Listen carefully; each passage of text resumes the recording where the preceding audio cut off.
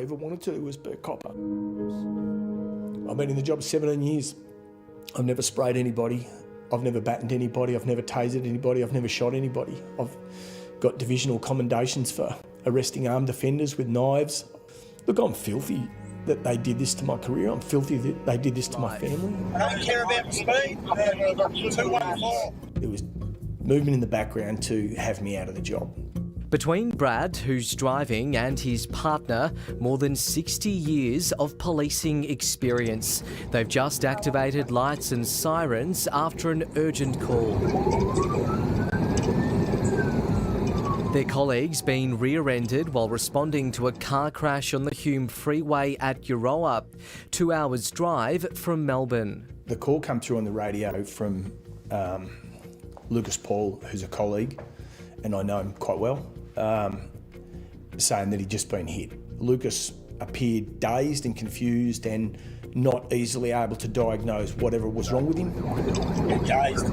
Then radio chatter falls silent. And I'm going as quickly as I think, as safely as possible, knowing full well that by the time I get there, I'm probably going to be doing the CPR. Brad passes 77 cars during the almost 9-kilometre journey, hitting an alleged speed of 230 k's. Then the comment that would later haunt him. The camera car on the left. I don't care about the speed. 214. When Brad arrives on scene, he can't find one of his two colleagues, Sergeant Robin Reid. And I had this thing in my head that she was under a car or stuck between cars. Where's Robin? She had to go. That other job. You're just one up there. Robin wasn't in the car. Her partner, leading Senior Constable Lucas Paul, is visibly dazed. Mate, what's hurting on you? I'm just really shocked. Yeah. Do you want to sit on this? The crash scene's cleared and Brad thinks nothing more. But 9 months later, the veteran highway patrol officer would find himself on the other side of an interview room. The charges that they levelled against me were reckless conduct charges. So, they carried 10 years in prison. Brad held a gold class licence allowing him to travel at unlimited speed, but it didn't matter. He was charged with reckless conduct, endangering life, dangerous driving and speeding. It's not Hollywood. There's no on two wheels and screeching tyres or any of that sort of stuff. It could only be proven in court Brad hit a top speed of 207 kilometres an hour. The camera car on the left. I don't care about the speed. What I meant to say was I don't care about the speed camera. It is my practice, as I trip the camera car, call out my speed that I see. You believe they charged you to get rid of you? Absolutely. An hour before the incident, Brad sent an email to managers voicing opposition about a new quota. When we were doing the Hume Freeway shifts, we were supposed to pull over 14 motor vehicles. The purpose of it was just to fly the flag. They didn't want any offending and was only going to put members in harm's way, and ultimately that proved to be the case.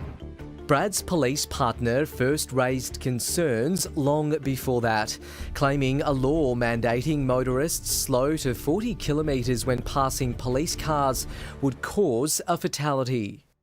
12 months before 4 of my colleagues were killed on the Eastern Freeway, he'd sent out an email to the Chief Commissioner, then Graham Ashton, saying, this is what we're doing is not safe. As people approach it, they then panic. They see that the red and blues are on. If they don't see it clearly, they then hit the brakes. Police initially claimed their investigation was triggered by the Speed Camera Office, something Brad disputes. It was created by my line command. The same people who I'd raised the safety issues with. To add insult to injury, Brad says, other police units responding that day drove faster than their licences allowed, but he says they weren't charged. Why did I get singled out in amongst a dozen people to be given some special treatment? I lost a 30-year marriage out of it. It damaged my relationship with my girls. I can't tell you how much it's cost me financially.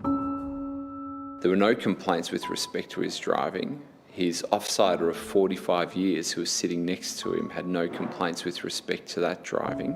Brad's lawyer, Ali Bezaroglu from Robinson Gill, he says they're considering suing the state over what they allege was a malicious prosecution. Brad overtook 77 drivers on the way to a collision site. All of those drivers were at risk of harm. He should have been given a certificate of commendation for a job well done. Instead, he received nothing but condemnation. If you could have your time over, would you change anything? No. I still would have driven at the same speed. My only legacy out of this now is that hopefully other police members won't have to go through this, that they can refer back to this case and say, look, I acted within my, my exemptions.